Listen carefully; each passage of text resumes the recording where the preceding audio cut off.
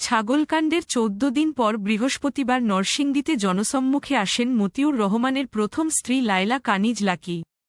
বেলা ১১টায় উপজেলা পরিষদ কার্যালয়ে গিয়ে দুটি অনুষ্ঠানের প্রস্তুতি সভায় অংশ নেন।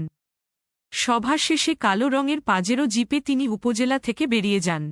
তখন সাংবাদিকরা উপস্থিত থাকলেও তাদের কোনো প্রশ্ন করার সুযোগ ছিল না।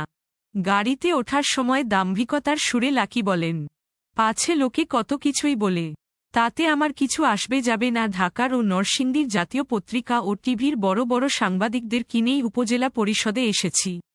তারা আর কিছু করতে পারবে না, সব থেমে যাবে। লায়লা কানিজ লাকির অঢেল সম্পদের তথ্য পাওয়া গেছে, তবে আয়কর নথিতে তার মাত্র ১২ কোটি টাকার সম্পদের তথ্য আছে। বিপরীতে তিনি ২ কোটি টাকার ব্যাংক ঋণ দেখিয়েছেন।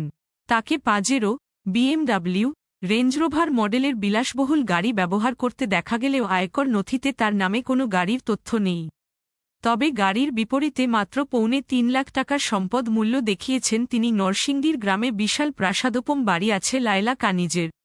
ট্রিপ্লেক্স বাড়িটিতে একাধিক বিশালাকৃতির ড্রয়িং রুম ও ডজনখানেকের বেশি অভিজাত শয়নকক্ষ রয়েছে। মিরপুর এলাকার একটি অত্যাধুনিক ভবনে ৪টি ফ্ল্যাটের মালিক লাকি। তিতুমির কলেজের একজন সাধারণ শিক্ষক থেকে রাতারাতি রাজনীতির মাঠে নেমে সাড়া ফেলে দেন লাকি। স্থানীয় প্রভাবশালী এক আওয়ামী লীগ সাবেক মন্ত্রীর সঙ্গে ঘনিষ্ঠ সম্পর্ক গড়ে বিনা প্রতিদ্বন্দ্বিতায় নির্বাচিত হয়েছেন রায়পুরা উপজেলা পরিষদ চেয়ারম্যান।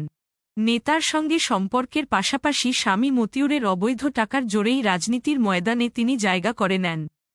তিনি এখন নরসিংদী জেলা আওয়ামী লীগের দুর্যোগ, ত্রাণ ও সমাজকল্যাণ বিষয়ক সম্পাদক। লাকি বর্তমানে রায়পুরা উপজেলা পরিষদের চেয়ারম্যান।